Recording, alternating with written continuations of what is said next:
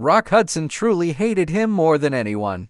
Rock Hudson was born Roy Harold Shearer Jr.B. on November 17, 1925, in Winnetka, Illinois, a quiet suburb of Chicago. His early life was far from the glamorous Hollywood image he would later project. Rock grew up during the Great Depression, a time when money was tight and opportunities were scarce. His father, Roy Harold Shearer Oster, worked as an auto mechanic, while his mother, Catherine Wood, was a telephone operator. When Rock was still a young boy, his parents' marriage fell apart and his father abandoned the family. This left his mother struggling to raise him on her own, shaping Rock's deep need for stability and acceptance later in life. When Rock's mother remarried Wallace Fitzgerald, a former Marine officer, the young boy took his stepfather's last name and became Roy Fitzgerald. Unfortunately, this new relationship didn't bring much peace. His stepfather was strict and often cold, making Rock feel out of place even in his own home. Despite the emotional distance, Rock found comfort in movies.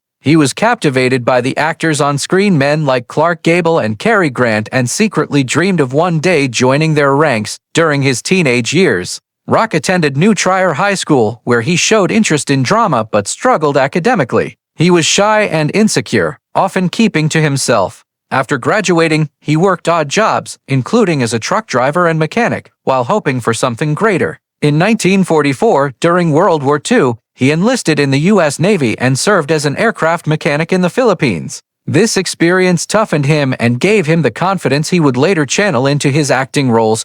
After returning home from the war, Rock decided to chase his Hollywood dream. He moved to Los Angeles, working as a truck driver while trying to break into acting. His good looks and tall, striking presence soon caught the attention of talent scout Henry Wilson, who specialized in discovering new faces. Wilson saw potential in Roy Fitzgerald but thought his name wasn't movie star material. He gave him a new identity, Rock Hudson, a name that would soon become legendary. With his new name and image, Rock began taking acting lessons and working tirelessly to improve. His persistence paid off when he landed a small role in Fighter Squadron 1948. From that moment, his rise to stardom was steady and unstoppable. But beneath the fame and charm, the insecurities from his early life never fully left him. Rock Hudson's childhood struggles and quest for acceptance would quietly shape the man behind the movie star, a man whose real story was far more complex than Hollywood ever showed. After adopting his new name, Rock Hudson, his life began to change quickly. His tall frame, striking looks, and calm charm made him stand out in Hollywood. But his early days were not easy. He often forgot his lines and struggled to act naturally in front of the camera.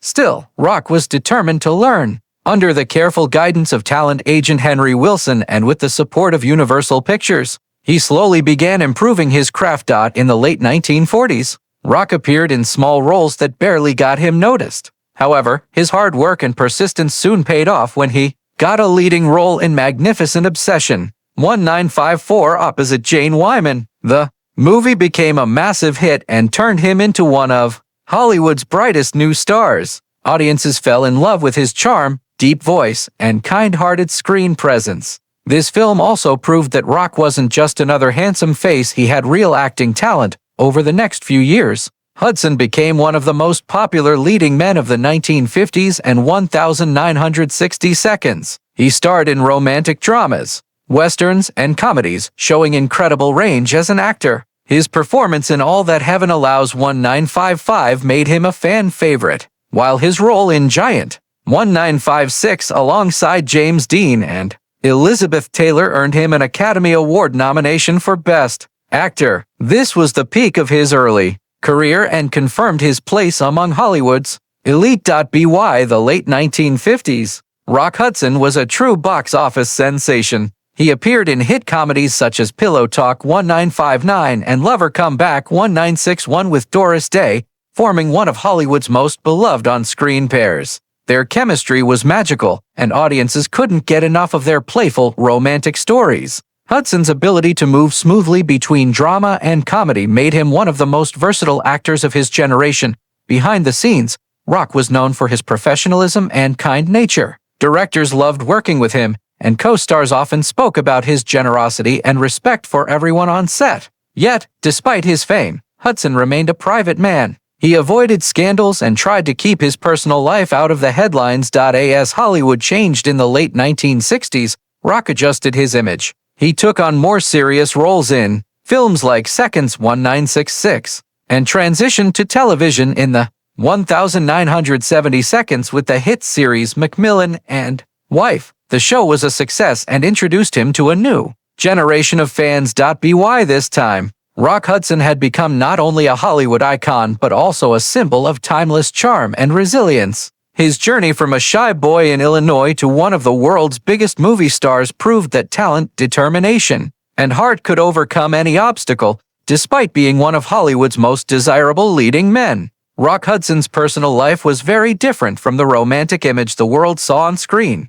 His good looks and charm made him a heartthrob for millions of women, but behind the spotlight, he lived a life filled with secrets and emotional struggles. In an era when Hollywood controlled every detail of a star's public image, Rock was forced to hide his true self to protect his career. By the early 1950s, Rock's fame was rising fast, and studio executives were worried about rumors surrounding his private life. They feared anything controversial could destroy his image as America's romantic hero. To quiet speculation, his agent, Henry Wilson, arranged a marriage that would make Rock appear more traditionally masculine and family-oriented. In 1955, Rock Hudson married Phyllis Gates, who was Wilson's secretary at the time. Their wedding was a highly publicized event, meant to show the world that Rock Hudson had found the perfect woman. The press praised their relationship, and photographs of the happy couple appeared in every major magazine. But behind closed doors, things were far from perfect.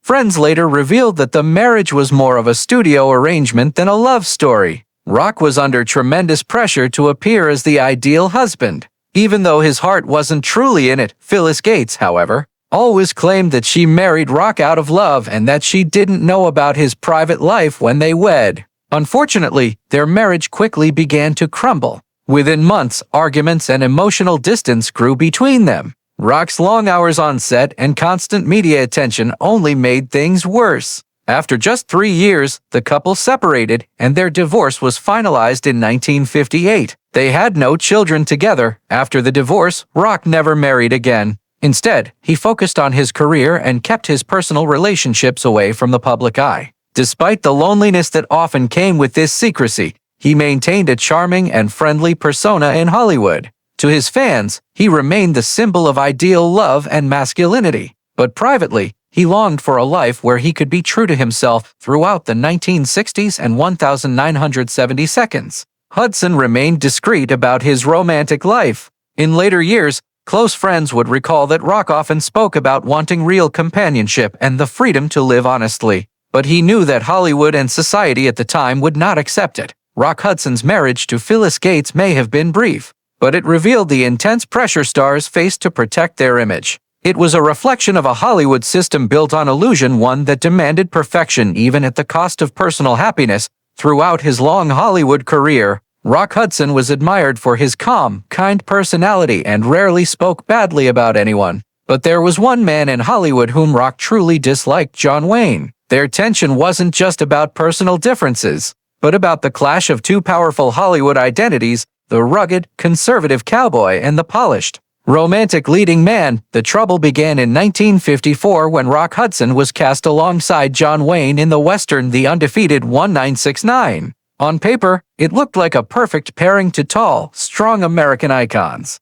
But behind the scenes, things were different. Wayne, known for his tough, outspoken attitude, often teased and criticized Rock for being too soft and too polished for a Western hero. Hudson, who was used to professionalism and respect on set, didn't take kindly to Wayne's blunt comments. John Wayne represented the traditional, ultra-masculine image of Hollywood, while Rock Hudson was known for his charm and sophistication. Wayne often mocked Hudson's acting style, calling him a pretty boy who didn't belong in cowboy boots. For Rock, who had fought hard to prove himself as a serious actor beyond his good looks, these remarks cut deep. He found Wayne's arrogance and lack of respect hard to tolerate. Despite their differences, Hudson remained professional during filming, refusing to let personal dislike affect his work. But privately, he told close friends that Wayne's attitude bothered him deeply. He felt that Wayne's loud, judgmental behavior reflected the worst side of Hollywood, the kind that judged without understanding. Hudson, who valued kindness and humility,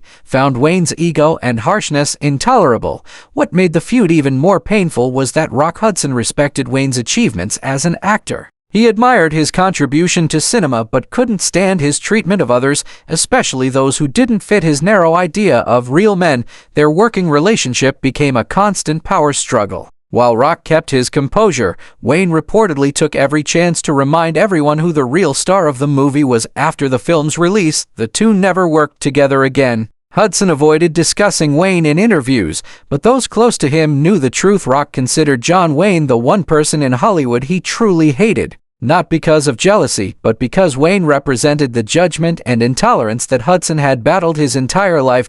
In the end, Rock Hudson rose above the negativity. He continued to be admired for his grace, charm, and humility, while John Wayne's reputation for being difficult remained part of his legacy. For Hudson, the experience was a painful reminder that fame could never protect a person from prejudice or cruelty, even in the city of dreams. By the early 1980s, Rock Hudson was still a respected name in Hollywood, though his appearances had become less frequent. Decades of fame had taken their toll, and he longed for peace after years of hiding behind the perfect movie star image. He continued working in both film and television, appearing in projects like Dynasty 1984, where he played a charming businessman. But during this time, fans began to notice a shocking change. Rock had grown thinner, weaker, and looked far older than before. In 1984, while filming, Rock began to experience severe health problems. He was soon diagnosed with AIDS, a disease that was barely understood at the time and surrounded by fear and stigma. For months, he kept his illness secret, continuing to appear in public with his usual grace.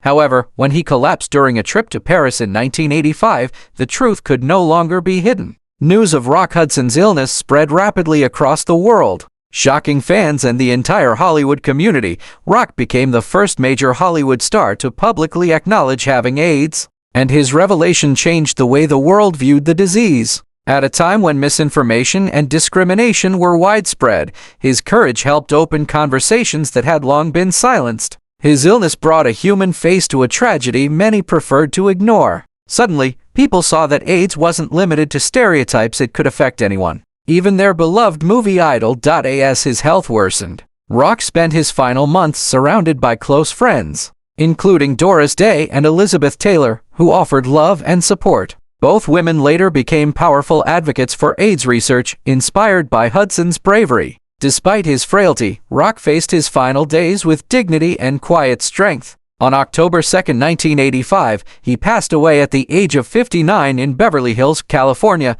The news of his death sent shockwaves around the globe. Fans mourned not just the loss of a great actor but also a man who had lived a life of grace under enormous pressure. Hollywood honored him as a true legend, a star who gave everything to his craft and, in his final act, helped change the world's understanding of compassion and acceptance. Today, Rock Hudson's legacy goes far beyond his movies like Giant, Pillow Talk, and All That Heaven Allows. He is remembered as a symbol of resilience, courage, and humanity. His story remains a reminder that even those who seem to have it all may be carrying silent battles. Rock Hudson's final years were not defined by tragedy but by truth. In facing his illness openly, he transformed pain into purpose and left behind a legacy that continues to inspire generations around the world.